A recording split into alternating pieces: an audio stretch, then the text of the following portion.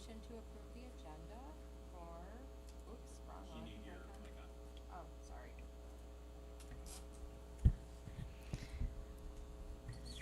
Am I good now? You are good. Okay, so we called it to order in case anyone home is watching. I doubt it, but that's okay. And now I need a motion to approve the agenda for the September 19th board workshop meeting. Brian, Mary Caitlin, all in favor? Aye. We're all here. 7-0. Which leads us right into our workshop topics. If you're joining from home and you're new to this, just a reminder that our workshops are not like our business board meetings, which we'll be having later if you want to be here for the duration. But we will have a break in between as well to celebrate our August graduates. But the workshop is more of a time where we get information from people across the district, and we can talk about it, ask questions, and it's a little more informal. So we wanted to make sure people were able to see us in those discussions so that when we go through and approve things at our business meetings, you know where we're getting that information from, in addition to the many hours of studying we do at home as well. So I'm going to hand it over to Mr. Provenzano. Thank you everyone for allowing us to give a presentation and share information on two very important topics right off the bat. I'm going to invite Dr. Tanya to the front here, and I see that Jackie Sauter and Stacy Miller are both here as well. They're prefer to stay there and talk to them. You can't. I mean, wherever you come front and center. We can't put you in a corner. Come on. Is it? So, school improvement is critically essential to many components of our strategic plan, and we've been talking a lot about MTSS and how it all fits into this network working succinctly together. And this is an opportunity for our leaders to talk about school improvement initiatives, our school improvement team, which there'll be specific focus areas, and reporting to the board on our progress. So without further ado, Dr. T. Good evening, everyone. So happy to be here. All right. Do I have control over the spread, or is this? It's okay. It doesn't matter. We'll roll with it. Yeah. So, as Superintendent Provenzano said, everything that we're going to talk about tonight ties directly back to MTSS. So my presentation that will bleed right into our director's presentation. Tanya, do you mind telling folks what MTSS stands for, just in case? I absolutely will tell you that. Thanks. And we're going to do a little bit of a crash course again. MTSS, multi-tiered systems of support. And that's why we shorten it, because that's a lot of blah, blah, blah, blah, blah. But really it's about supporting the whole child at tier 1, which is first instruction. It's what everybody gets. Tier 2, it's what some people need. And tier 3, that's your intents. And you can think about that across academics, behavior, and social emotional supports. And all together, that supports our students in their learning. All right. So again, everything's MTSS. We have tried several iterations of our diversity council. Before I got here, I think it was all virtual because it was COVID, right? Pandemic, yeah. And so we had to be virtual. We tried that model. We tried an integrated model where we had some virtual, some in person.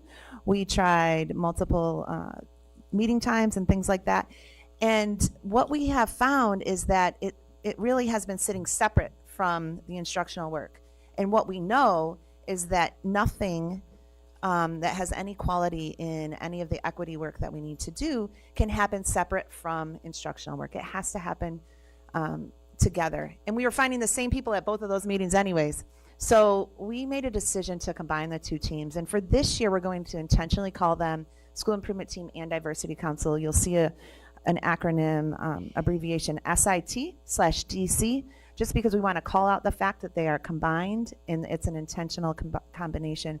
I'm reading a book right now by Lacey Robinson. It's called Justice Seekers. I highly recommend it. But she talks about pursuing equity in the details of teaching and learning. And that is really what kind of drove us to decide to put these things together. So when we're talking tonight, we are specifically talking about building, in our SIT DC, School Improvement Diversity Council work this year, focused on MTSS. We're specifically focusing on equitable grading practices. I'm going to talk about that just a little bit. Equitable grading practices are early warning indicators.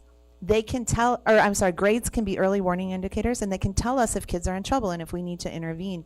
But we have to make sure the grades make sense, and I'll go into that just a touch. We're also going to be looking at our continuous improvement cycles, and we really need a data dashboard. And I know we've talked about that here. We need one that's user-friendly for our teachers, that teachers can pull reports, that they can see if it's a tier 1 first instruction issue or if it's a targeted kid issue. And so we're looking at those, and that group, SIT, DC, will be making a recommendation to the superintendent this year. Which board members are on the school improvement team? Right, there's MC. Yep. Yep. I think it might. There's Jan, and there was one other. We had 3 reps at one point. We can get that clarified. I think Nicole might have been. Yes. Yes. Yep. So I can't wait to work with you, whoever it is. Yeah. Start of the year is always. I know. I'm feeling it too. So as I said, we'll just go into the guiding principles of MTSS. MTSS, again, multi-tiered systems of support, is scientific, research-based core instruction and intervention is the foundation for success. And that's why you've heard us focus so clearly on our curriculum, on our interventions, on data. And we know that core curriculum has to be in place so that we can guarantee that every kid is getting the same thing the first time around. So we're going to be working on that. And when you do that well, 80% of the kids' needs are met. When you don't do that well, you start to see the opposite happen. And you start to see too many kids identified for tier 2 and tier 3 interventions. So we've got to make sure that we can verify that it's being implemented with fidelity. We also, I just want to call out the tiered levels of support. So again, tier 1 is whole class, that's every kid, and it's not just academics, it's also your social emotion and your behavior. Tier 2 is, it can be for whole class, but it's really targeted for additional instruction for some kids and some skills. And then tier 3 is something that is for kids that need that intense intervention. Tanya, can I ask a quick question? Of course. That 80% number, the high probability of success, I'm curious where that came from. That's a great number, but Yeah. I still hear that and think, well, what about that other 20% of kids Yeah. that aren't, just curious where that number comes from and why that's the benchmark. It's not good enough. So when we say 80% means that if we do tier 1 well, 80% of our kids' needs will be met.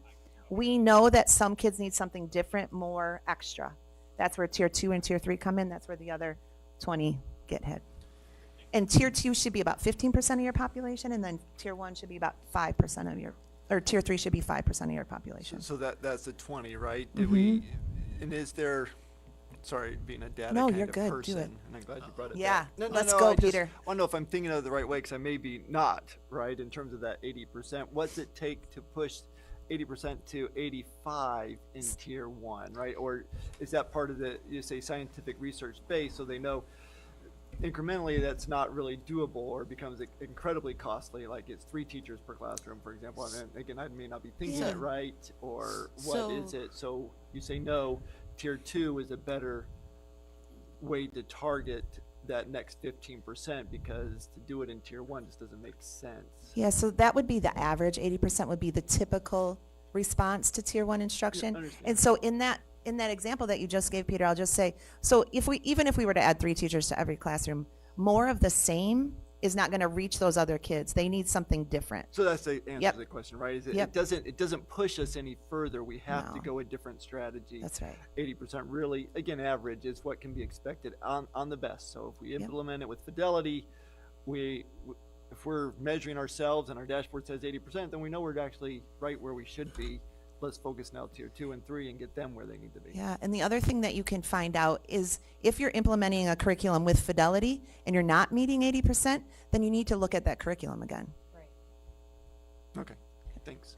With the 80% there, is that all typically developing students, or does this include students that have an IEP and a 504, or are those a separate category? Nope, it's all students. So 80% is for all students. You will find higher percentages of kids, potentially ENL, special ed students with a 504 plan that may end up in the higher tiers, but your gen ed kids can end up in tier 3 just the same way. So yeah, tier 1, which is the first instruction that happens in the classroom. All kids are part of the first instruction. That's tier 1 and tier 2. And I think that's what you're going to continue to develop Yeah. in 3. So that's our foundation. When we talk about instructional relevance, we need to make sure that we're progress monitoring for success. And that is where we're going to talk about the early warning indicators for just a second. So we won't know if our curriculum is viable and it's being implemented with fidelity unless we're monitoring for success. We won't know if our tier 2 and 3 interventions are working unless we're monitoring for success. We do that in pockets right now. We don't do it in a way that is easy, that's user-friendly, and is something that, so I'll just give a for instance. We just did a data dive on our attendance with our admin team.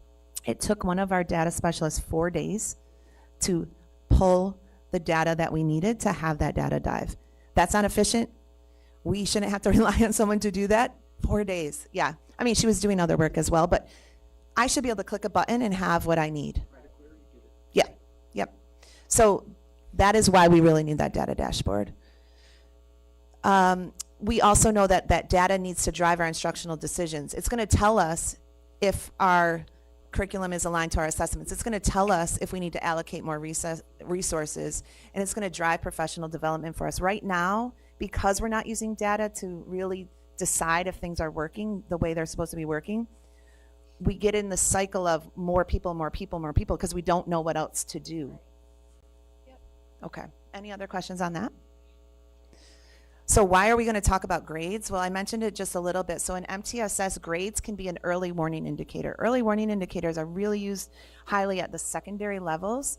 Other early warning indicators are behavior referrals, attendance, trips to the counselor, things like that we can measure. But grades are a big one, and grades will be what will get a secondary kid referred to the intervention team. But I'll just ask you as parents, so you've had several children move through the system. If your kids came home with a 75, I'll talk to Jan. Jan, if one of your daughters came home with a 75 one year from, it was Martha Brown? Mm-hmm. Yep. And then the next couple years, another your daughter in the same course comes home with a 92, what would you think? Same child or different children? 2 different children, Same course. same course. I would probably attribute it potentially to which subject is more difficult to which daughter. Yeah. It could be It could that be for sure. It could be that. But it also could be that they had 2 different teachers who had 2 Yes. different grading books and weighted their grades differently. And so the 75 for the first one meant potentially that they forgot to turn in all their homework, but they really did know the content. And the 92% for the other one could mean potentially that she was super compliant and really lovely in class and participated like crazy, but maybe didn't actually know that much of the content. So the way we weight grades really matters. And if we're going to use those grades as an early warning indicator to find kids that need more support, we've got to make sure we know what we're talking about. And so we're going to do a lot of work. We're bringing in an expert with our school improvement team, diversity council team this year, and we're excited to look at that as a team. Any questions on that? I get a little bit passionate about it. It's kind of amazing. It's going to be great. And it also rocks the boat a little bit. I'll just add this. When we go to teacher school, they don't teach us how to do this. We just pick up someone else's grade book and do the practices that they've been doing. And so we're in a grading system in general that's been around for 100 years. And there's nothing else we do in our lives that has been around for 100 years. For what it's worth, I hear about this a lot from my high school students as far as feeling like this teacher weights things this way and this one weights this way, and you know, whether it reflects how much they know versus based on their strengths and weaknesses. So Yeah. for sure. And this is a tough one. Like, so with my student teachers, we often talk about, well, what are you assessing and what are you looking for and what skills do the students know that they've mastered? And you really struggle because people will fall back into that habit of, well, I gave them a check plus. Okay, but what does that tell them about their skills and what does that mean in terms of that? Well, it equates to a 95. And people really struggle coming into the, well, what does that mean about their mastery of skills? Yeah, we only know what we know and have experienced ourselves and have been taught, and it's nothing. If I can, and if I'm spoiling anything, just Go ahead. you can pause Spoil it. away if You you can want. come back to my Spoiler question alert, later. But you know, for the students and for that, I see this. But I'm curious from a teacher's perspective and from a teaching freedom perspective, like what is like, how do we balance out, you know, the expertise and that our teachers are bringing to it with this? Yeah. Well, I would say it's a couple of things. We've got to have the guaranteed curriculum. How that rolls out in your classroom can look very different, right? Depending on your teaching style. Brett and I would teach very differently. I'm confident. I would be better. No, I'm just kidding. Equally competent, very different. But kids in our classes should be able to be graded on the same thing. And that doesn't get in the way of the art of teaching. That's really just about equity in general. And a lot of us across the country, people have done a lot of equity work in school districts, but the grading is the last thing that people get after, and it really is a barrier when you think about how many things are influenced by a student's grades. Yeah. Tanya, so leading up to this, I was just reading today about equitable grading because I know it is such a hot point. And kind of what Brian was alluding to is that for a lot of teachers, they feel like this is the last thing that they get to control. You know, that there's a lot put on them, but I know how I grade. I know what it means. As a side note, I think one of my favorite things that I will see my girls do is when they are given a rubric from their teacher and they're able to do their work and they know exactly what those expectations are. And they will say like, oh, well, I know why I got a 3 out of 4 on this because I didn't do this, or I'm going to go back and put in like more adjectives to get a 4. So I think like that's what it all comes down to, because we have no idea what a 75 or a 92 means. Yeah. You know. And I think what Brian was saying earlier, I just want to emphasize the how to teach is critically, that's what happens. Like, that's why you become a teacher. That's your stage. And we want to continue to develop that and give as many instructional moves to cause learning, as Tanya would say. But that's what we want to continue to nurture, is that creativity, that passion to be a teacher, but that what. And I think that's, you know, from the grading, from the data pieces, the curriculum, you know, that's what we're really trying to align internally. Yeah, many of us think that our grading practices are our behavior management strategies in the classroom. And those get tied up together and convoluted into something that could end up in a 75 in my room and a 92 in Brett's. And it really has nothing to do with what kids know. And then, as I mentioned, we are going after a dashboard. We need to be a district that's in a continuous improvement cycle. And you can't do that unless you can access your data, right? So we talked about how long it took to get the attendance. I could say that about anything. It is tricky. So we are going after that this year as well. And so that'll come out of SIT in DC. And again, all tied back to MTSS, multi-tiered systems of support. And in the buildings, I know that next month we're talking about MTSS, but how is this translating in the buildings? So I mentioned just briefly that at our leadership cabinet last month, last week, I don't know. What's my name? 5 days ago. Last week, that Lisa Benson, our new director of MTSS, led the administrators through a data dive of our historic attendance, specifically chronic absenteeism, which is 18% or more days absent from a school year. And we did exactly this cycle, right? We identified the need based on the data. We analyzed the need. We developed a plan, and you'll start to see some of that plan come out thanks to Lindsay Reddig and Lisa. And we have a whole school-wide or district-wide intervention that's coming, and then we'll monitor and we'll adjust and we'll keep going after it. All right, now speaking of core curriculum, again, tier 1 core instruction, we've got to make sure that we're emphasizing grade level standards. And so I'm going to turn it over to our 2 directors from STEM, well, STEAM actually. Are you STEAM still? Yeah, you're still STEAM, and humanities. So.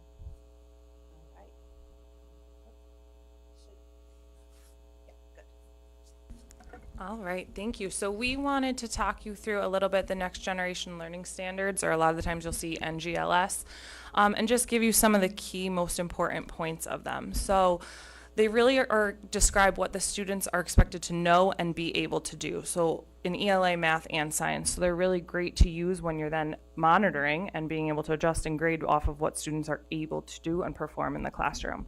I think it's important to note that these standards were created with a variety of stakeholders, including educators, parents, administrators, and college professors, and it was a long process where they kind of kept going back and asking for feedback. So they really did have all stakeholders at the table. And then they also included experts in child development, language development, and experts on students with disabilities to make sure that are these standards that are appropriate for students at variety of grade levels and variety of abilities. Can And I then ask a quick question? yeah. Is this a state level or a national level initiative? There was a national. There are national standards, but these are specific to New York. State. Okay, thanks. So basically, New York took the national standards I was and gonna like say you could enhanced them. crosswalk it and you could see Mhm. that it's, Yes. yeah. So my understanding is New York never likes to do anything that everybody else does. So they will create, they Put a will little take what- added twist They on have it. to put a little added twist onto it, so. Right, right. Yes. And then I think the best part about those new standards was that the focus is really on depth of learning instead of breadth. So they cut out some of the topics, but really made sure we're going in depth with every topic so the students are getting a deep and thorough understanding. So this work actually started in around 2017, but the adoption and the rollout is actually quite extensive and takes a lot of time. So you can see, I don't know who's clicking, but I don't think we can actually click on that. But what that is the implementation of all of the new state assessments that are in line with these new standards. And so with that, it does require a lot of work on our end with our staff to make sure that our curriculum is up to date, it's meeting those needs, and that we're preparing our students to be successful on the state assessments that they do have to take for Regents requirements.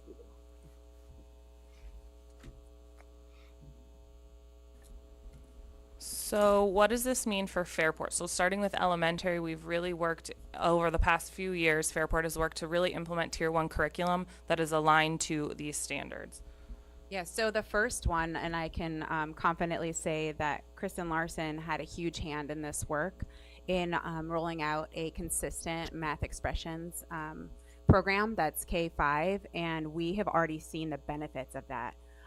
Whereas before we had this common curriculum, there were different things being done in different buildings, and now we have a common curriculum that is being delivered, and we're seeing our students really succeed and flourish with that consistent Tier 1. And our middle schools who have just started to receive our students that have received the programming, they're seeing a great change in what the students are able to do with the new curriculum. Yep, for ELA, as you know, we're just rolling out full-scale 95% core and wit and wisdom to everyone this year. We did have a lot of classroom teachers pilot last year, so for a lot of people this is technically year 2 with it, but now it is common across all grade levels, K-5, all teachers. Sorry, did you have a question on You math? go first. Just, how's it manifesting? Like when you say we're assessing for, what, is that where we're finding out that we're having this great benefit and boost in like math expressions? So it's completely vertically aligned, and there's a lot of concepts that are rolled in throughout the year for each grade level. And with that consistent programming and that constant repetition of skills, and then the development, and then increasing, obviously, as you go from one grade level to the next. The students, the language, the consistent language that they're using, the math mountains, they start doing pre-algebra skills early on. They do missing add-ins and using these math mountains. So the development of the program really was a vertical alignment that would then lead them towards those middle school pre-algebra skills as they go from kindergarten all the way up. And I would just add that as we have been assessing and screening our students K-5, we have seen that a huge decrease in the students that are identified for Tier 3 in math. And that's because we've had a consistent implementation of a curriculum for three plus years. Yep. So that's Yeah. right. That's Tier the data. 3 Tier 3 has decreased. It's doing exactly what it's supposed to do. We're moving more towards the 80% success because of a solid Tier 1 that's aligned to state standards and And you'll, I'm sorry. Oh, no, I just wanted to say anecdotally, so Ellie's now in year 3 of math expressions, and there's no downtime. So she's in week 2. I mean, there was those 2 days, but week 2, and she's on getting her work done in math expressions, and it's just rolling. So there's no like learning how to learn. She's already in the process of those math. And she was lucky enough to do 95% and wit and wisdom last year. So same thing. She's rolled right into it this year and already has like did her first little spelling test and stuff and is coming home and it's right based on the next jump. So she's coming right from June in. Not wanting to go back necessarily, but you better take a turn. Are you sure? I just had a quick question. Because I remember last year, I think there was a 7th grade class that was piloting the math program at Martha. Was that Math Expressions? 6th grade, and it's Amplify. Okay. Yes. Are they continuing with that? Because I know that was piloted maybe by one classroom or. Yes. So this year, we have a secondary slide too. So if you, Oh, I'm sorry. Am but I too early? that's good. No, you're good. We did pilot Amplify last year, and that this year, all of 6th grade is using the Amplify curriculum for instruction as their primary mode. So this is the first consistent program for full 6th grade. Although our teams do a really good job of working collaboratively across the 2 middle schools, but this would be a new program that we're using in the 6th grade. And to be completely honest with you, this is my first experience with the Math Expressions. It's very hands-on and Amplify. That's what I meant to say. What did I say? Math Expressions. Yeah, Amplify. So that is new, but they are finding that it's really engaging. The kids are doing a great job with it. They jumped right in from the beginning, and the teachers are really enjoying teaching with Math Expressions. And with that, or Math with Amplify. that, there'll be common assessments with the math Yeah. expression. So, Yeah. so that piece is critically important. Are you going to speak to a little bit about the importance of those assessments? Well, once we have a data warehouse, we Right. can upload those assessments and compare and find pockets that we need to provide some more support or readjust course. I was just going to say that the reason I think we're seeing so much success this year with Amplify is that the students are learning that way in K-5. So they've experienced that for 3 years. When they go to 6th grade and they're in a hands-on inquiry-based program, which is why we chose that, they are very comfortable in that. It's taken our adults, and they're doing a great job. It's an adjustment for our adults, but our kids are used to that type of learning, and that's what you want to see continuously all the way through. I remember talking to John Odell when we were at Martha. He was one of the pilot classes last year, and he just could not say enough good things about Amplify. And to your point, the kids have been doing Math Expressions all throughout, so it was a very easy transition for him, and he couldn't speak highly enough. So I'm glad that it's and continuing that success along. Absolutely. And when we talk about, obviously for all, they've found that Amplify really meets the needs of all learners better than what they've been using in the past. So they're really seeing success with our special ed students, our ENL population. So that's exciting to hear too. Obviously data to be determined because it's the first year of implementation fully, but there's a lot of great pros to what we're already seeing. Can I ask kind of a silly question? Going back to reading. So many people piloted last year, which I think was great. How is it looking for students that may not have been in a classroom where they piloted the program and now they're mixed up, and there's some kids that probably did, so. I think, I think there's some catch up.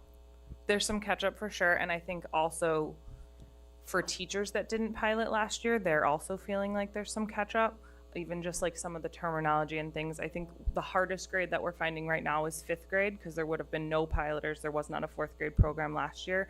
So really they're having to learn all this terminology that should have been learned K4, that morphology, things like that just the kids wouldn't have come across. But the teachers are doing a really good job scaffolding it. Our coaches have been giving lots of professional learning for the teachers and little lessons that they can put in to supplement what might have been missed in earlier grades. So I think we're really trying to bring everyone on the same page. Yeah. I was going to comment too. I have a 5th grader, and I was going to comment based on our curriculum night. I was really appreciative that they were putting 95% in, especially as the teacher pointed out, these are the kids who missed a lot of 1st grade and hybrid 2nd grade, and so there are just these gaps, and I've seen that in my daughter, so I appreciate that. I also had a question with the assessment for math. How do these programs align with the NWEA assessments? Is there overlap in the skills? Which I don't think. I don't think you've started that right in the middle school yet, assessments. In middle school or elementary? Middle. If you, no, I know, but I was thinking 5th graders exiting, you might see how they had progressed with their middle school assessment, but I don't think you've done that because it's the 3rd week of school. But yeah, I was wondering if it's aligned as well. Yeah, so the NWEA helps get us information about what standards students are having difficulty with, It gives us some strands that help us with intervention and also informing instruction. So all of it is aligned to New York State standards and the standards that we work within, so that helps inform us of where we need to make sure that we're adjusting our curriculum. So the standards on the NWEA, you know, if it says a child is weak in this standard, that would match up to like math expressions, a unit there. So it would inform their use of math expressions. And some other tools that we also have in district, IXL. And so IXL can talk right to NWEA, look at the skill gaps, and students can be put on those programs during tier 2 intervention time, just to kind of close a little bit of some of those pieces that they may have missed as they're going up. So they all speak to each other. So just, can you walk through quickly? So I'm a teacher, my kids take the NWEA, they take it multiple times a year. What information do I get back? So as a parent, I get the mailer home, I get a little info about my kiddos. What does the teacher see? And what, maybe off of that, what do they do with it? What do we want them to do with that? So I think, so what we're really doing with teachers is right now we're actually building this for elementary. So what's happening is as their kids are doing the NWA screener, that's then telling us, and also for ELA we have Ames Web as well. So they do the oral reading fluency where the kids are actually reading for 1 minute, allowed to a literacy specialist right now. So what that's doing is then we flag who we need to look further into. But what's nice is we also can pull classroom reports for teachers where they can look at their whole class as a whole and see what standards their class is falling down in. So this is going to help support them with what should they be working on during that win time, when the kids that are in tier 2 or tier 3 might be getting pulled for support, but I can see, okay, my class as a whole is really struggling with these certain standards. So we're able to pull those specific class reports for them to show them where they need to kind of boost some of that instruction and maybe reteach during WIN. It even like groups based on whatever the need is. So it'll help inform any kind of math grouping or ELA groups. So it does go based on all the little strands that are assessed during that time. I just want to stress that NWEA is one of the assessments that we use to screen our kids. You can't use one data point. And so we have several, and Jackie mentioned the ORF for reading. And then if you're flagged on ORF, then we do more screeners to try to diagnostics to see where the actual concerns are and what we need to do. And the same thing happens in math. Just to add to the questions, and I just want to give you the opportunity to speak to some of the professional learning, the curriculum development that occurred with 95% in Wit and Wisdom, building that capacity so we could spiral it up vertically. So we have trained all of our K-5 staff, so classroom teachers in Wit and Wisdom and 95%. We've also rolled in our ENL specialists and our special educators. We think it's really important. They're going to be interacting with these programs as well on a daily basis. Actually, this past week, we actually just brought in one of our Wit and Wisdom trainers because they have an awesome resource called their multilingual learner resource, which is meant for basically any student. It's not, the name is a little deceiving. They don't have to be multilingual, but it's meant for any student that might be struggling with grade level standards. So we've really been able to, throughout the summer, throughout the spring, summer, and now into the fall, really get all teachers in front of us working through the resource, having opportunities to see how to use it, practice it. We've had them model it on each other. And then also with Wit and Wisdom, really talk through the different forms of instruction. So like Socratic seminars are not something that necessarily a K-5 teacher is used to leading. It's something they think maybe that's only a high school thing. So really working through those different processes with them and then why that's going to benefit students. So we've spent a lot of time with teams this summer doing that, and also work pacing it out, right? Because this is completely new for them. And like we said, in some areas with 95, we're having to supplement a little before on what they potentially didn't get in their previous years because they didn't have 95. So really making sure that the instruction meets the kids where they are, and then we can pick up on the program. So if I fast forward all the way to April, I would imagine when Dr. T brings us some curriculum writing, some opportunities to continue to develop the capacity, that we're going to continue to spiral and right. Yes. And Jackie just secured Wit and Wisdom trainers for our admin team so that we can, our admin team can be supportive in the classrooms, knowing what to look for, what advice to give. And just a reminder, 95% in Wit and Wisdom are tied directly to the science of reading that we spent a lot of time last year talking about, and all the letters training. And we have a plan to get the rest of our staff that's not letters trained through at least module 1 so that so they can understand the why behind why we're doing these things, right? It matters when you're implementing something, especially if it's new, that you completely grasp the reason that we're doing it differently and what it means for kids. And some paras have been getting trained as well, right? Yeah, we offer. I knew you offered it. Anything that we're offering for teachers is typically offered for our paraprofessionals as well. So we're happy to have anybody who's impacting a kid's life and would like to impact reading. No, I And think there's nothing more exciting than teaching a kid how to read. Like, you've done this with your own children. When you see the light bulb click and things start to happen, it's the most exciting thing in the world. How many teachers would you say have gone through letters, or how many still need it? And where's the end goal? Do we want them all to be a certain number of modules? Like, what's our dream? Yep. So 100%. letters is now split into like volume 1 and volume 2. So volume 1 has, I think, 5 units, and so does volume 2. In regards to volume 1, K-5 teachers, I would say we're almost at like 90 to 95%. Oh, We are wow. really close. We're actually just like finishing up with people, and most of the people that we've missed, it's because they've been on leaves or something that like they've missed bits and pieces. So that's great. And that's K-5. So this year we're moving K-5 into volume 2.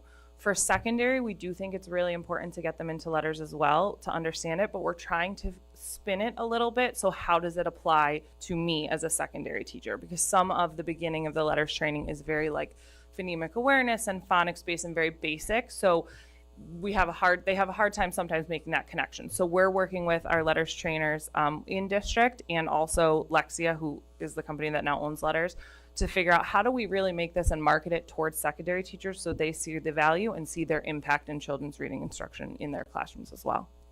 And we've done letters training for our admin too, right? We've got to make sure we're hitting all the pockets so that we can make sure our kids experience success. Sorry, one quick follow-up to what Mary Caitlin was talking about with what the information the teachers get and how they're able to use that. As putting on the parent hat, what information can parents get? I know we get that mailer home, but if on a report card or on an NWEA form, I see something that says my child is working toward meeting expectations, I've never gotten anything saying, what do they need to do more, or what do we need to be working on? So is that something that we're looking at, strengthening, like being able to send home more specific information to parents? Yeah, it definitely is something we need to continue to build upon.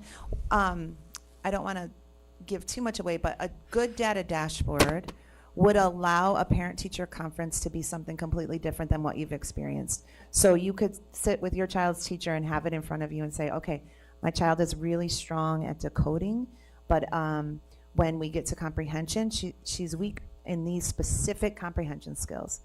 And then the teacher could look at their dashboard and say, okay, my class as a whole is really great at this skill, but they're weak at this skill, and so I need to do that. I need to do more work in that. So I think that's a great vision statement right there. I think there's great ideas, and that as we continue to live in this work and become comfortable with it, I think that needs to be a natural growth part of it. So I don't think we'll be having the same conversation next year at this time relative to how do we use it for informative purposes, not only in the classroom, but for the home too. And I think, again, just to give this team an opportunity to grow and get our teachers to have capacity, I think that's a great vision to continue to look at.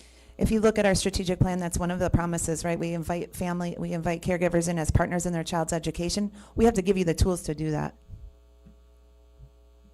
Thanks.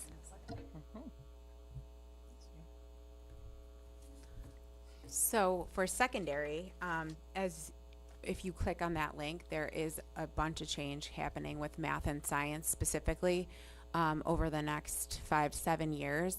Each course that ends in a regents, all of those regents exams are going to be different. So this June starts out our first group, our first change, which would be our Algebra 1 regents. That will be administered at the beginning of June.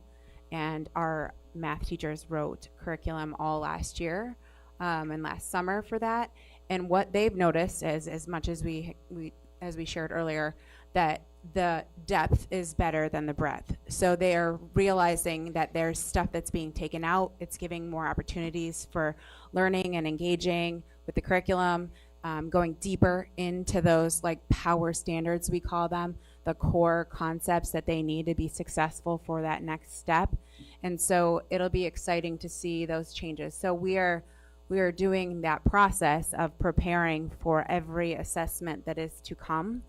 And that is 1 per year from now until 2027. So, and that's in the areas of both math and science. The one big thing to note is our science curriculum. Unlike our math folks, they have written curriculum. This will probably be the 4th or 5th time since course 1, 2, and 3. They're pretty proficient at working through those standards and changing their curriculum and pacing guides, unfortunately, but fortunately. And I was actually fortunate to be a part of all that process as a teacher.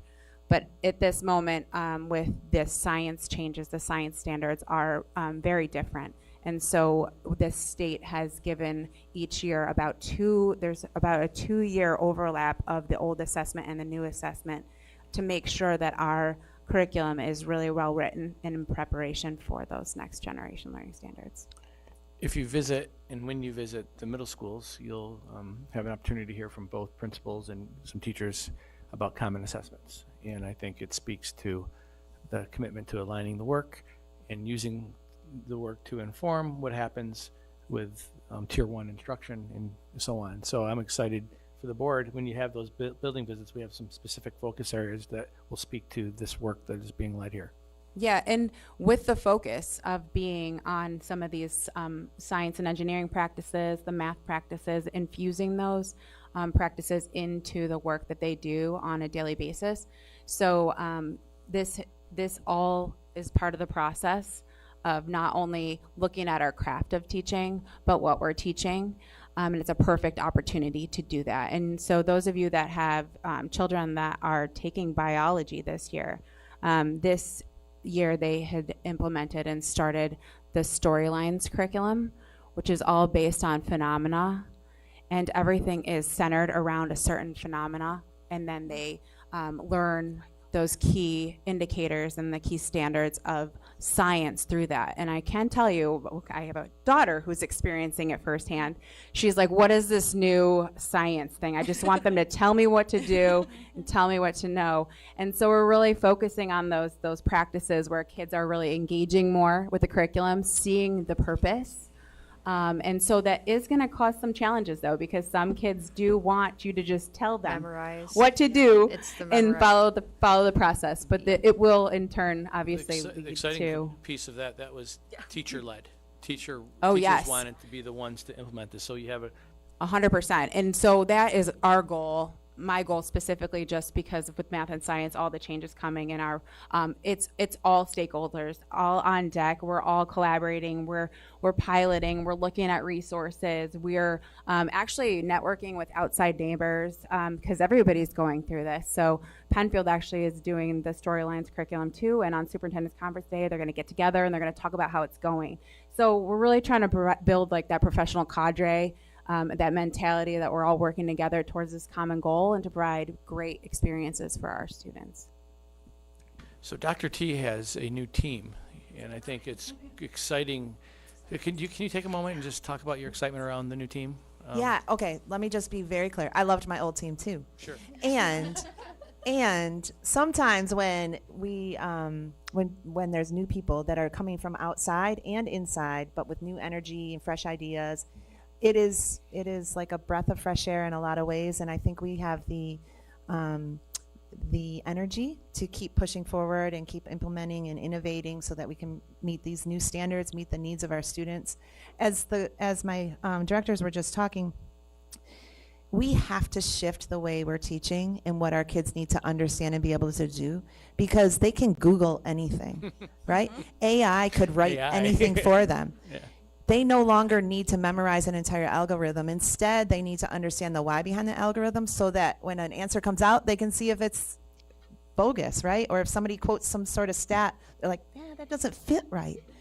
I know something different. And so that's really what these standards are forcing us to do, is get to the why behind all of the things that kids, what we all just memorized, and would really like someone just to tell us what to do. So there'll be continual opportunities throughout the year, intentionally putting the school improvement team in front of the board to talk about certain components, certain data components, certain professional learning opportunities. I know Curricular next month we'll resources. be recommending Lisa Benson to come back to the table, talk about MTSS, and the handbook that was created that the directors all had a hand in, and of course, key staff members, including instructors, our teachers, and coaches. And back to the team, I would just say it's really hard just to bring two directors, right, to talk, because Lisa's and her director as director of MTS is intimately involved in this work. Deb, as director of student support services, is intimately involved in this work, and so is Kevin Henshin. We need the PL, right? And so none of this happens in silos, and we're really working together. And we haven't even mentioned UPK, And- which and- is super exciting. Oh, it's just gorgeous. We're going to talk about that later, aren't we? A little bit? Just a At the small board point, meeting. That's Yep. what Yeah. makes the New York State standards differently, is it brings in pre-K standards. That's what you just So, defines it better. of course. Jackie, that video that we watched at open house was delightful. Like, I feel like it really tied. She was excited. I was, and it was like, I mean, I come from an education background, but I think when you're a parent and you're like, how do I teach small people how to read? And seeing that graphic, you're like, oh, that makes sense. I can support this, and like, that's just awesome. So I loved that, and I feel like everybody was on the same page as we left. Like, you knew what was coming. Awesome. Thank you. It was really important to our teachers too that we were really explaining to parents why we went with these programs, right? And like how they really are supported by the research around reading and how kids best learn to read. So thank you. I appreciate that feedback. Peter? Well, I'm just thinking, I'm not having any more children, but I'm excited for those who have young children. Maybe grandchildren at some I'm point, not Peter. going back. We'll do it through grandchildren. Yeah. No, but sorry, the kind of in where we started, because Yeah. what does needs mean in this case? So 80% of students' needs are met. When it comes to curriculum, what do we mean by that? When we're talking about curriculum, it means that they are meeting the standards. And is that at a certain number level, right? If you're doing grading They're or- proficient. Doesn't mean that they're Yeah, that people are gonna excelling, like but their they're subjects and others they won't as much, but yeah. If you want to go back to the old school grading system, they're at a B on the standards. that's the only thing I Yeah. understand. If you Right, don't put I letter know, on it, I I'm know, not gonna right? understand what you're talking Well, about. Yeah. standards, it's about meeting the standard and then intimately knowing the standard and being able to describe the standard. And so you know what that B means. It's putting the language to it. And I think that's part of their work is making sure our staff understands the language. But I could substitute needs with proficiency. Proficiency. Yep. Yep, And if no, you that if makes you want to shift to a social emotional lens, they are. Let's do attendance, right? So they're under the 10% absentee rate. That would be proficient for attendance. Yep. But we'll have that different here. It was core instruction. Right. Proficiency. Yep. Okay. Okay, so can you tell me if this is an example of this? Like, one of my daughters has a 504, but when we look at the recommendations that were given for her supports, a lot of them are just already implemented in the classroom, whether that's like directions are provided in writing as well as verbally. And some of that comes from the curriculum where, like, for example, in math expressions, it's there visually. And so in my mind, I think of that as like a solid tier 1, where most of her needs that they put on her 504 were already being done by the teacher because so many students in the classroom benefit from visual supports and written directions, you know, repeating instructions, checking for understanding, those types of things. She also has had a HAT system for a while, so that would have been like a tier 2 intervention Yep. to help her, and then she didn't need anything beyond that. Yep. So is that like a That's correct exactly. summary? Yeah, that's Okay. great. So good. That was really good, That was Lisa. really Congratulations. You It get was a B. it was impressive. I'm just kidding. I'm not happy with it. You just showed great proficiency. Yeah, you Thank did. you. You're very But that was my first experience going through all that, and it was really impressive to me to see, like, as they listed the supports, how many things were already implemented. Oftentimes you'll find that on 504s. My own daughter has a 504, and you will find what is really just solid tier 1 behavior management and classroom instruction. And it's important to put those on just in case those things aren't happening, because we know specifically your daughter needs that, right? But good teachers will do that for every single kid all the time. Say, and sadly, we have to move on. Oh, I'm sorry. No, we could you're talk all night. fine. It's exciting. It It's is exciting work. exciting. I don't want to cut into And Matt it feels and Aaron. really, I but it know. feels really good It to be does. talking about the things that matter. And I'm so proud of the work that you've done. Your leadership's amazing. This team has so much great energy. There's so many staff members, educators who are really thirsty for this knowledge and employing it. So I know the board's excited too. Thank you. And we need buildings to keep going. Good transition. I was yeah. going to say, was the thirsty like a segue into our water discussion on the agenda? Maybe that's what it is. Thanks for reading the notes. I'm just looking at the Enter. agenda. It's not a spoiler. It's on the agenda. Thank you so much. Thanks for coming. Aaron, do you want to jump in? Thank you. Are you ready? Oh. Oh, you want the clicker back? Who was that? Oh, that was both of them. Oh my gosh. So, facilities and making sure that we're meeting the expectation of the board. Throughout the past several years, the board has always talked about having a facilities plan, having a short-term and a long-term plan, and it's infused in our strategic plan. The pandemic definitely happened, and through the years, last couple of years, we're trying to reboot in that focus on facilities planning, particularly what's happening in our buildings, what's happening to the maintenance and upkeep of our facilities, what are the systems and tools that we have, so we are making sure that we have the right physical plant to make sure that our classrooms and our learning environments are engaging. And I think you said it this morning, our facilities are being used all the time, right? And we're learning, and we know that our community has high expectations for our facilities. So this is just to have conversations, to keep it at the forefront. Aaron has all sorts of great tools, and Matt's going to jump in on this conversation too, to walk you through what we hope to be periodically through the year, to have conversations and updates and how we focused it as a district priority internally as well. So without further ado, Aaron Smith and Matt. Thank you, Brett. First of all, I want to I'll back up a little bit. Most of you I've had one-on-one conversations with on and off over the last 3 years. I've not had a one-on-one conversation with Nicole, one of our newest board members, but I've been here 3.5 years. Ross Jewell, my predecessor, retired. Green light's on. How about better? Not close enough. There we go. My predecessor retired March 2nd of 2020, which gave me a whole 2 weeks. A whole 2 weeks before I took over the helm, and congratulations, you're not going to see anybody for 6 months, and then the next year and a half, everybody's faces are going to be covered, and you're not going to really know who anybody is. Mm-hmm. So it's been a whirlwind of a trip, to say the least, but we've powered through it, and now we're here. One of the first things Brett asked me to talk about, this has been a hot topic. It came up in our fact-finding mission over the summer with the FEA, and it's been big since about 2015 in the world of school facilities, and that's drinking water and lead testing. So we're going to start with where we were.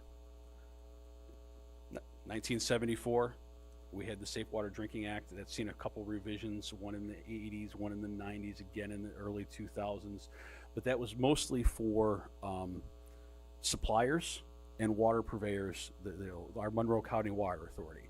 It dictated what allowable limits were for various things, lead being one of those limits. And at that point in time, the EPA said water purveyors, when it leaves your facility, lead has to be at 15 parts per million. So out of 1 million molecules, 15 of those could be lead, right? Or less, right? When it leaves the facility. Well, now it has to travel through the pipes, right? Sometimes miles, or sometimes even hundreds of miles, depending on where you are in rural America and whatnot, right? So kind of reference how we got to then 2015. New York State says, we're going to start testing, and we are going to set that limit at 10 parts per million. 5 parts per million lower than the EPA says it can even leave the facility. While that wasn't a problem in most upstate New York schools, there were some schools that said, we're not even getting the water that clean to us. And it wasn't a problem here in Monroe County. It wasn't a problem in Geneva, where I was at before, but it could be a real problem, right? So again, not a problem for us, so we're fortunate. So now we're going to go talk about where we are at the moment. First of all, New York State Education Department requires 1 drinking fountain outlet for every 100 occupants in a building. That's staff and students combined. Mm-hmm. Right. Yeah. Now, If you start thinking about that, we're going to get to those numbers, but we're going to see like Brooks Hill and Dudley. If you think of drinking fountains like you'd see in the hallway, we don't meet those numbers. Why? Because almost every one of our elementary classrooms has a bubble or drinking fountain in the classroom, right? So it's one of those things that, well, we meet the requirement because we have them everywhere, but they're also old fixtures, so that becomes problematic. Okay, New York State. Where am I at? I need a screen here. I can't see. Right, I can't see. I had the first realization as I was printing these off that I'm starting to get old. I'm like, wow, I can't read those cheat sheets like I used to.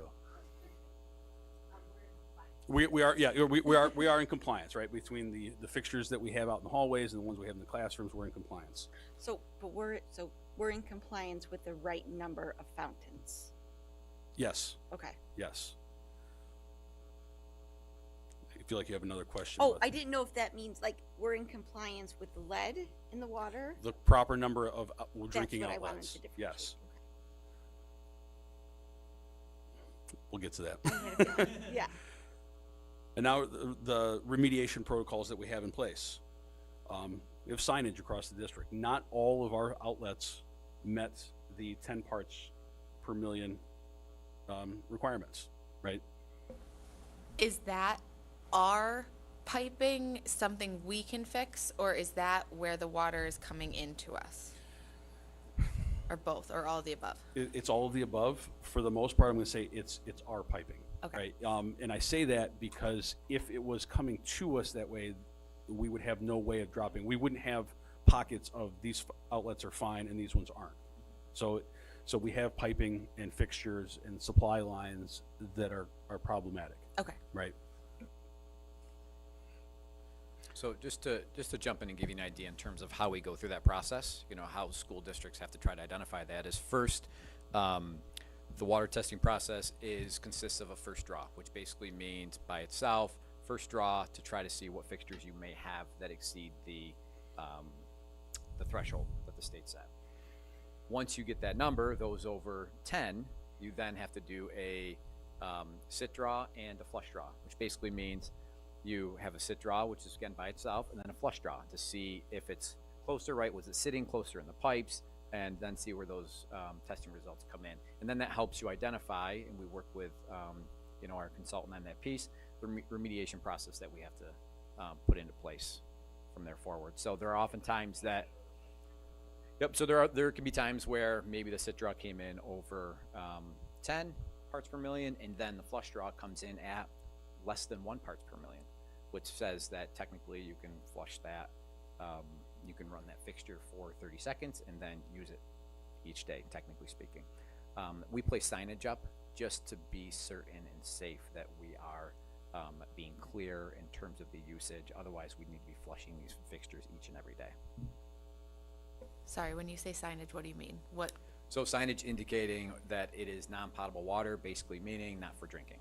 Okay, so if a teacher had a bubbler in their classroom that was not okay for drinking, would we turn it off, or would there be signs? Wherever we've been able to turn it off, sometimes there's no shutoffs, right? Yeah. I mean, one thing we'll learn about school facilities is that shutoff valves are expensive, so we didn't put those in when we built buildings.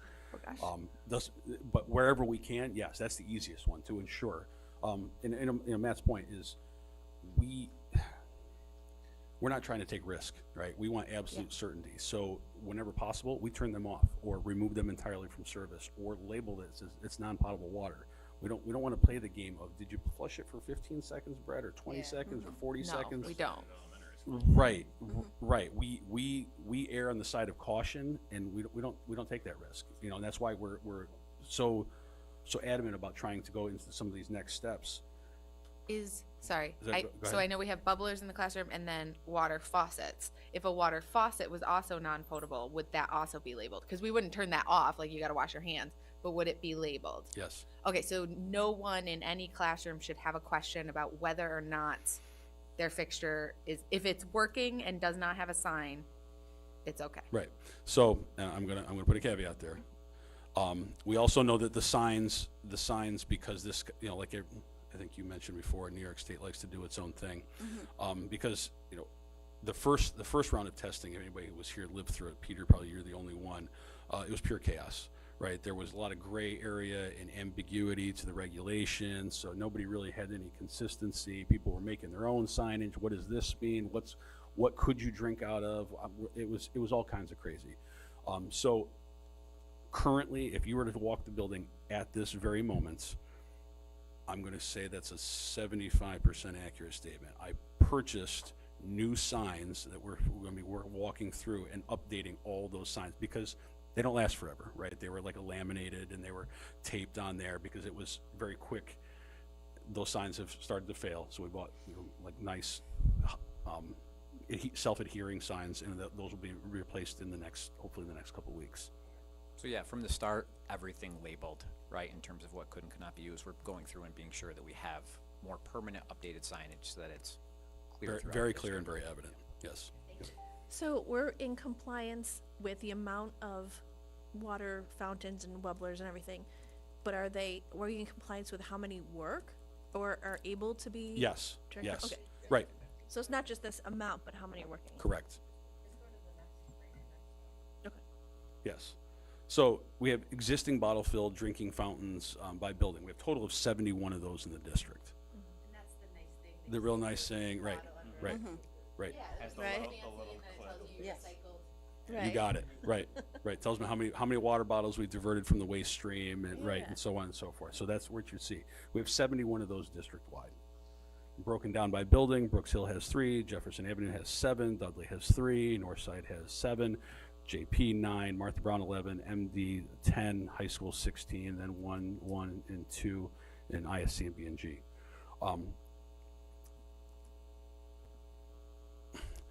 Those are the most reliable. They're filtered. They have active filters in there that remove not just lead, but all kinds of other impurities.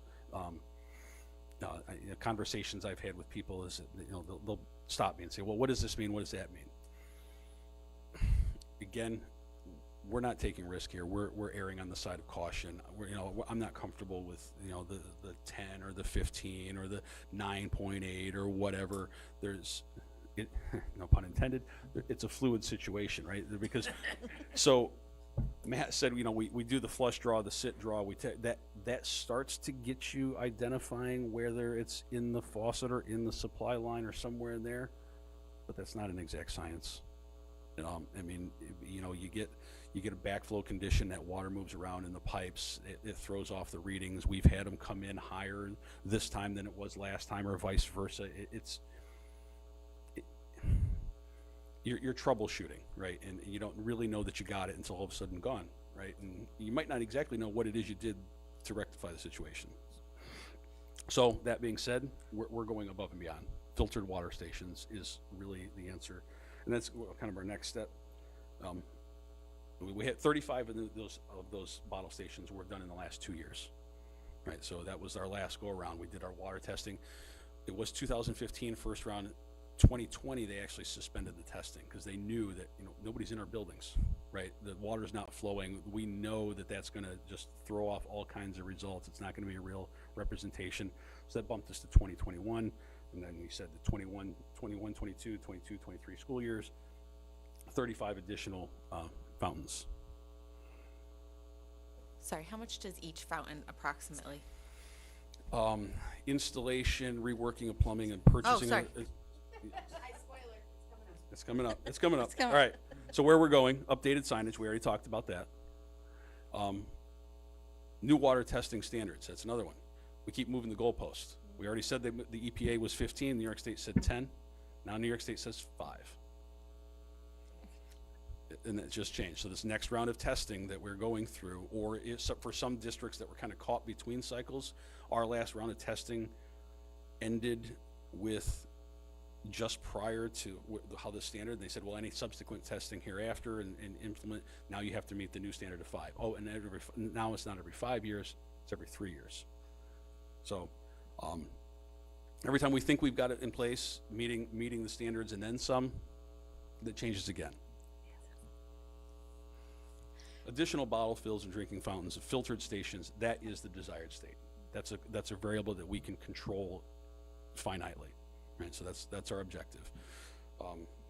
Estimated cost, approximately $5,000 a piece.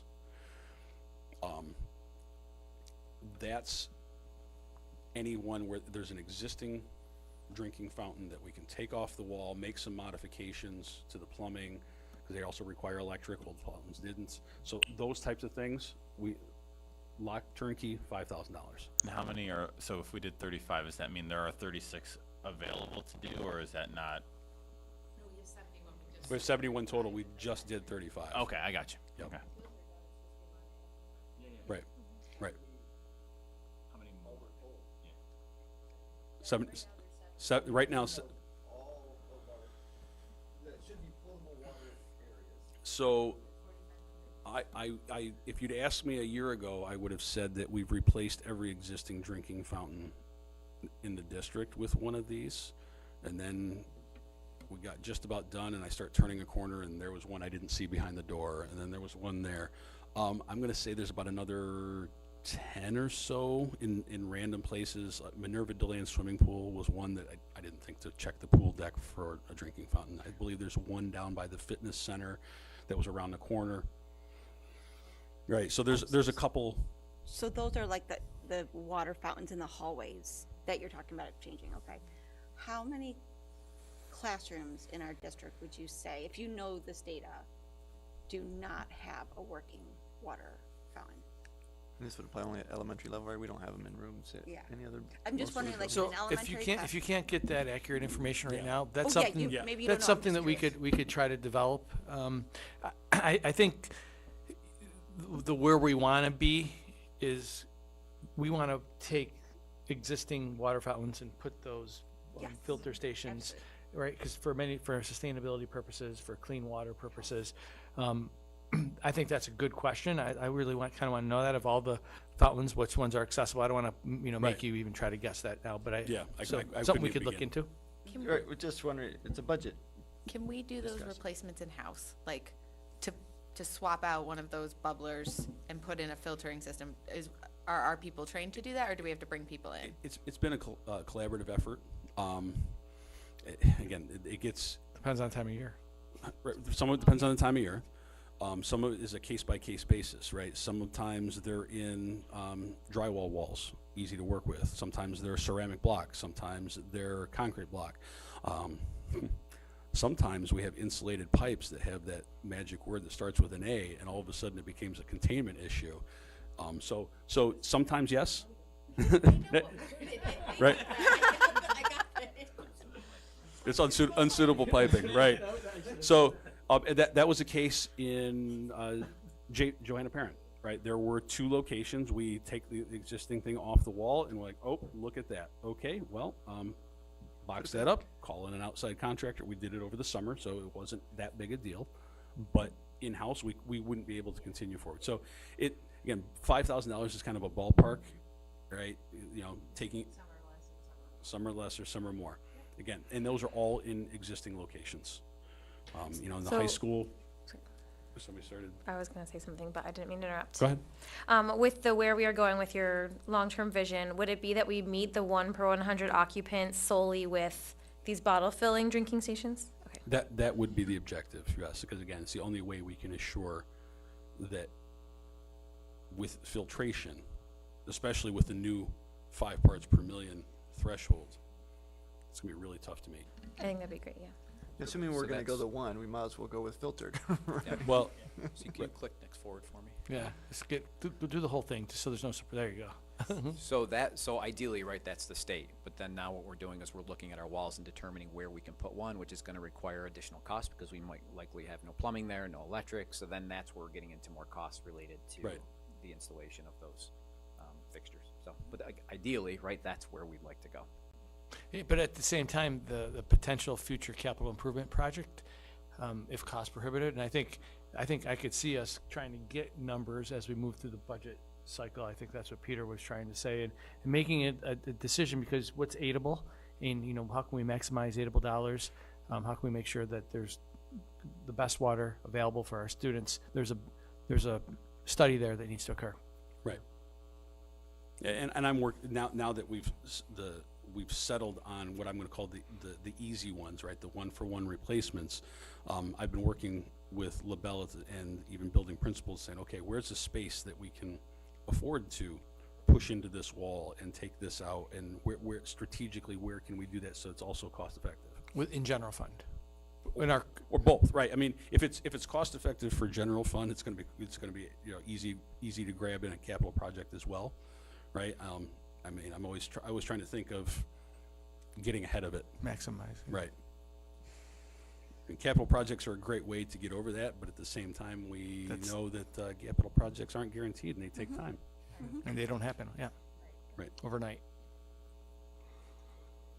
Any more questions about lead and water So I think testing one thing, fixtures? I think it's a good piece that we could bring back next time is, of the water fountains that we have, particularly at the elementary level, because that's where Right. the focus areas where, what's a estimated good solid percentage of. Yeah, I can give that a breakdown per building. And when we go around and update the signage, I can verify those numbers, so I'll be able to very accurately have that info. Well, and I know we don't, those first few weeks of the school year, the last few weeks of the school year, they're hot, it's toasty, a little toasty. I know teachers talk about you can't leave your doors open anymore, understandably. So just keeping our kiddos and teachers hydrated. So. I would think too that it's easier for us to get them in place in the high school where there are so many more wall drinking fountains to begin with, whereas elementary school was so reliant on the classroom fixtures before. And if we're looking at, using extra funds from capital improvement projects to sneak things in where we can, that again would favor the high school where we already have a lot more work going. So I think I would just want to raise the point of making sure we're really prioritizing getting some more access to good water in the elementary schools. And trying to balance that, like as we increase the numbers, trying to balance it across buildings, which I'm sure you're thinking about, but just to say it, just to say it.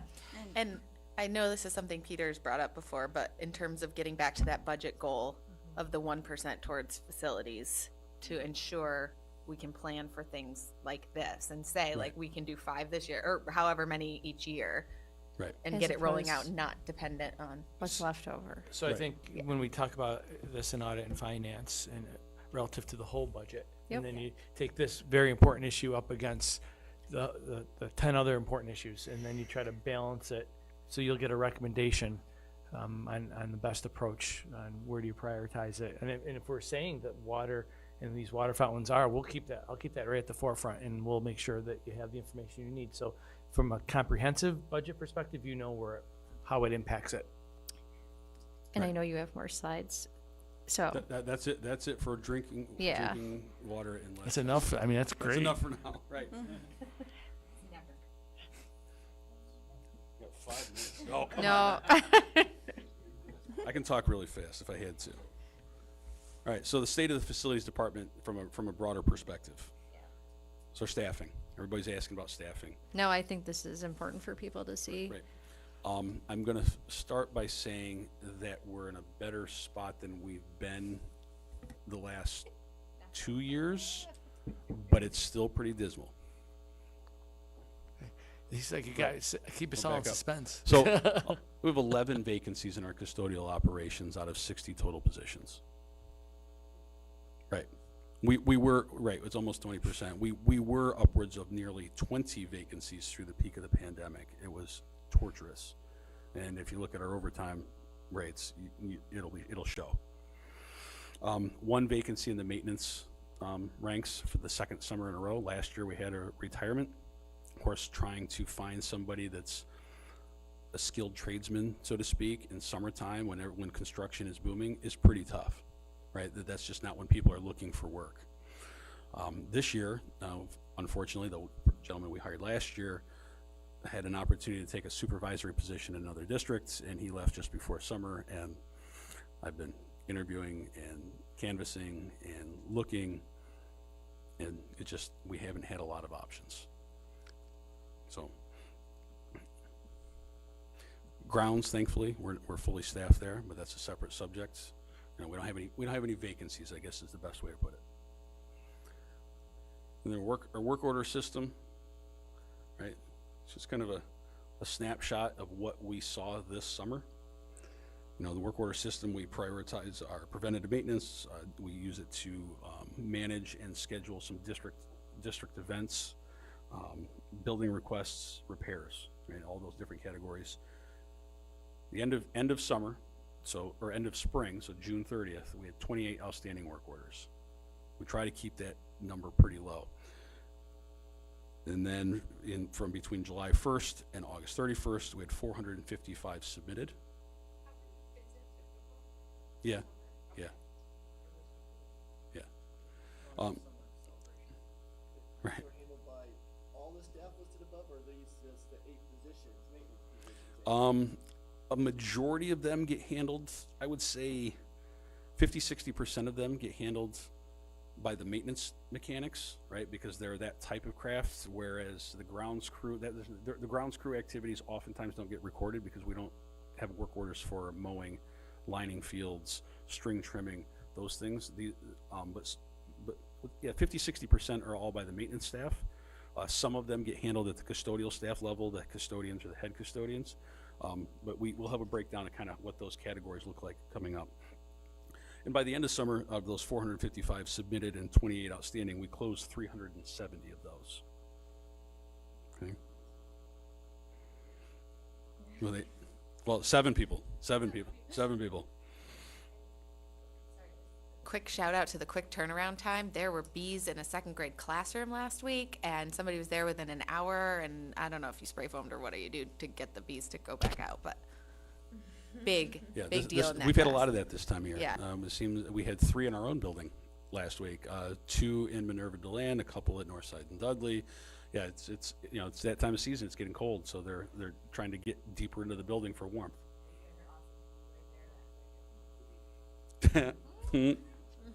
Wow, all kinds of whimsy tonight. Okay, and this, above and beyond work orders, events that are managed and supported by the facility staff. Now, I'm going to back up and say summertime is supposed to be our slow time, right? We don't have plays, we don't have musicals, we don't have sporting events for the most part, but we do have some summer camps and summer school, and this is inclusive of even this meeting, right? I mean, there's maintenance and custodial support to make sure the furniture is out, the lights are on, the trash is empty, the air conditioner is running. I got you, Brett. And the work order system is used to kind of supplement that. 1,751 scheduled events in our 2 slow months of summer. That was for the summer That only? was for the summer only. Wow. Which I thought was, when I first saw that number, my brain said the same thing, even though I'm the facilities director. I'm like, wow, that's crazy. And I'm like, okay, 8 buildings, 5 or 6 events a day, times 5 days a week, times the semi-weeks. Yeah. All of a sudden, my number got to 1,600 real quick. So I'm like, you know what? Actually, it's spot on. But the schools are closed during the summer. Yeah, schools are closed during the summer. Right. We're all on vacation for 2 months.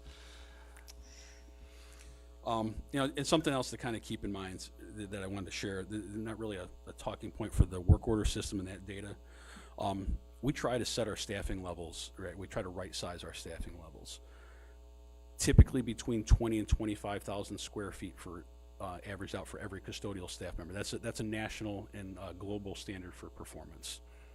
When we're fully staffed and we can find the people, we're right sized, right? We're right where we should be. And I think the building principals would echo that. They're like, yeah, when we're not short staffed, our team does awesome, right? Because they're right sized. 150,000 square feet is kind of the number for maintenance staff. We're a little light there. We're averaging about 156,000. But again, even when we're fully staffed, so the last 2 summers, it's been a little rough, right? We're trying to pick up the slack at another 30 or 40,000 square feet per person to kind of pick that slack up. The ground standard, and we weren't going too much into that, we can make this a separate subject. The ground standard for school facilities to look the way they should, be safe, the fields, the playgrounds, the asphalt, 30 acres per person.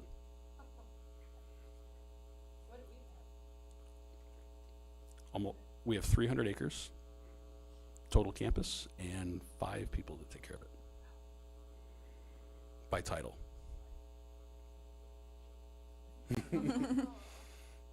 Now I'll say that's not uncommon, right?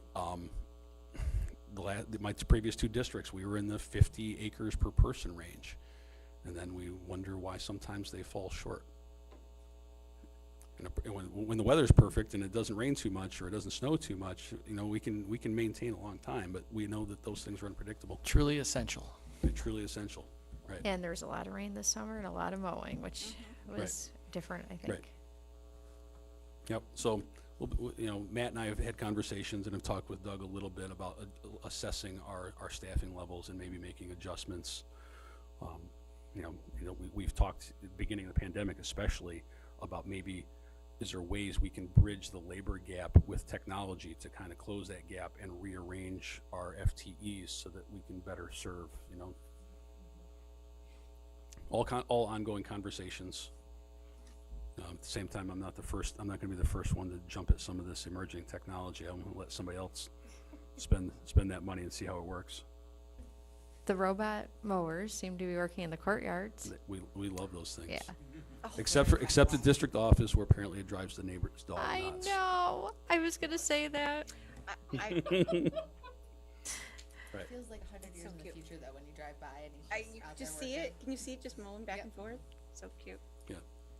So what you have up here, this is kind of a brief snapshot. Don't try not to get too caught up in the numbers, but we sift through and manage these work orders by using a number of criteria, and they're tagged with different areas of expertise. You can see HVAC, fabrication, pools, telephone, roofing, patching and painting, locksmith repairs, grounds work. It runs the gamut, and that kind of it dictates, obviously, from a quick glance, who we assign and route those work orders to. It also serves as an indicator of, we have an unusual number of, say, locksmith repairs, right? We're averaging 5 or 6 a month, but all of a sudden we're seeing 3 months in a row where we got 15 or 20. This is critically important when you see things. I've noticed patterns in, we have a lot of pump seal failures. Maybe we should have our boiler loops tested to make sure the water levels aren't corrosive, because it's causing undue wear because it's an unusually high number, right? So it's kind of an assessment tool that we use. If anybody's wondering, these different categories and the statuses: approved is approved, new is new. Some things that might not be so obvious: rejected. Why would we reject a work order? That's been a tool that I've used, and my maintenance supervisor Brian has been using lately. We're often in such a rush, and this is where we look at our own department and say, where can we improve, right? We're going to get into other areas where we can help each other, but let's look inside first. One of the things, we're all so busy, I'm going to submit this work order, and I've got to do 10 other things. I got a work order, this last week that said 4 electronic locks are not working. That's great. You've got 75 in your building. Would you mind telling me which 4 they are? Right. So I rejected it and said, I need to know which classrooms, right? So why would you reject it? Canceled. Oftentimes that's, Matt and Brett each put in a work order for the same thing. Well, all right, we're not doing that twice, so I cancel one. Rejected is usually one of those things. Somebody put something in so quickly that's maybe they're asking for something that's just not allowed. Right, and it doesn't happen often, because usually the pre-filtering of going through the head custodian sifts that out. But we also have a couple new head custodians that don't know, so they put it in, and we're like, no. Any questions on this summary report? Okay. So, building level facilities management. So, something that it's been a little difficult to get off the ground, because again, it was COVID. We tried to stop using that excuse, but the world and the way we were operating for so long was very different, right? It was like crisis mode for 1.5 years, 2 years. We're trying to get back to what is truly a normal and what we know is good practice. And I'm meeting monthly with all the building principals, right? Where we do our walkarounds, we go through our list, we review the things that were on the list last month, what's coming up, look for feedback, what are they hearing? And then we reviewed, both with principals and shared with the entire teaching staff in their opening sessions, what is the work order process, right? This is communicated by the building administrators to their staff. It's very simple. Work orders always start with an email, a detailed email to your head custodian. I'm guilty of it. It happened a lot when I was a mechanic. I'm here fixing a light fixture, and when I walk out, Mr. Provenzano sees me and says, hey, while you're here, there's 3 things wrong with my classroom. I'll be lucky if I remembered one, because before I get to my van in the parking lot, 2 more people are going to stop me and do the same thing. And then it gets lost. And then it's, well, I told the head custodian, yeah, but well, come on. And I shared with the teaching staff, there are dozens of you and only one of them. Send them an email. That way we know who the teacher is, what your classroom is, what exact description of what's going on. And now your work order becomes very easy. You copy, paste, you pre-screen it, and you know how to direct it. And then maintain communication with their building principals. Something that's happened along the way, and this is where our head custodian, our own internal reflection is, tag the individual person that is requesting that. If Brett is asking for X to be done in his office, we tag Brett on that work order so that when we have to order parts or we make an update to it, he automatically gets those updates. If I'm the person that submitted the work order for him and I don't tag him, I only use myself, I get the updates, but he doesn't know. He doesn't know that we had to order parts that are 6 months lead time, right? Urgent needs. This is a big one. Bees, right? If it's flooding, smoking, burning, biting insects, right? Any of those types of things that like fall in our mind of emergencies, you don't leave those for a work order or an email. That's a phone call. You call your office, you call the facilities office until you speak to a person. Because when we know about it, we can respond in an hour or less, right? But yeah, it's well, I sent you an email. That's kind of an urgent thing. That needs to be faster. Well, and again, it's a human nature thing, right? It was urgent to me, but I got it off my plate. To who? I had one last spring. Somebody immediately reached out to me via email. Well, that's great. I was on vacation for 3 days, and then wondered why it didn't get responded to quickly. You are allowed to take vacation. You are. Well, it happened. So, right? Again, reach out until you establish that initial communication. You need to speak to a person. We have similar protocols for behavioral issues in the buildings. I see the signs posted up. Like, you call the office until you speak to somebody, right? And then things above and beyond our work order process. Summer is a time of projects. Yeah, right, we get there. I think that's it. We'll back up. 30 classrooms in high school in Martha Brown, gymnasium paint, auditorium ACs, some classroom floors, water line to a wing of the school in Minerva, North Side Library refinishing, high school library office, ceiling and flooring, Balmer staff office realignments, and then capital project support. That keeps us awfully busy. Yeah. And I didn't even think about this until I was sitting here listening to Tanya and company's presentation. We had some soffit work and some lighting on exterior Jefferson Avenue. We had an elevator shaft, sump pit and alarm system that need to be replaced. And right now we're waiting on capital project work to finish so that we can finish painting the small gym at JP. So all things that are going on simultaneously of those 400 work orders and those 1,400 events are these other projects. Separate from our capital improvement And projects. separate from the This is capital all- improvement projects. You're a magician. So this is the first of, we're thinking quarterly reports that speak to the facilities and upkeep maintenance of our facilities. And I think as we go through budget season, that will be funneling into, how we can continue to prioritize. So Right. Just a snapshot, you could see this, I'm just utterly amazed by the depth and breadth of your work and your team's work, and with the number of people that you have to do it, it's just pretty amazing. Thank you.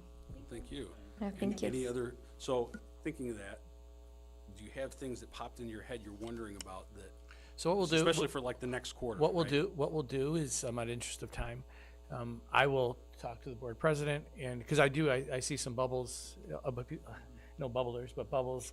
Right, I am, I guess. So I will capture them, and we will bring them back, and in our meeting, we will game plan accordingly. So I'm interested to hear some thoughts so we can continue to move this along. And I think it's important if people are able to view the workshop, I think it's great information for the public to hear about and just understand how much you are doing. So we really appreciate it. And I do hope, we've been talking about, how can we have some items in the budget that it's not just because we have extra, what can we focus on during this? Yep. Yeah, so. I'll add one more piece to this, General. This is fast, Brett, I promise. We talk about work order systems and hallways, and like when we pop and ask people questions, the work order system truly, in addition to like the standards and square footage and acreage and all those different pieces for his staff to manage, the work order system helps us try to gather information so that we know how to staff these pieces. So when we don't have these recorded, we don't know how much time somebody's allotted to working on certain things throughout the day. So that really helps us overall as a district. So thanks. Right. That's it. That's all I have. But that's the purpose of this conversation, is to use those systems to share and inform our budget process, resource management. So I think that's what I'm excited about, actually having this conversation, putting the technology and the expertise behind it, and it helps and it feeds right into our budget process, which we'll be talking about soon. Right. And those very points are the areas that my team is improving on themselves. Yes, you completed the work order. How long did it take you? Right. To change out a motor in a unit ventilator. I know that by the time you get the work order, the time you go to excessive, the time you get that, you come back there, you're 3.5 to 4 hours. You don't know that. So I get 2 of those a day. Or my second work order might be a 17-hour job because it's patching and painting the walls in an entire classroom and everything else. Now that's 2 full days. So we're getting better at doing that ourselves, because all we know is we do a lot of work. We don't really measure it real well. That's what we're doing here. That's what we're doing here. Yeah. Thank you. Thank you, Aaron. Thank you. And Matt, yep. Good work, guys. So we are going to break because we are going to join some of the August graduates, and we will reconvene at 7 and with our board business meeting. So if people are watching from home, we will be back at 7 p.m. and I need a motion for this meeting to be adjourned. Jan? Second. Lisa. Lisa. I saw your hand. Yes. So Lisa and then Jan, all in favor? Aye. And are you good, Sarah? Okay, so we will be back. Yes, I know.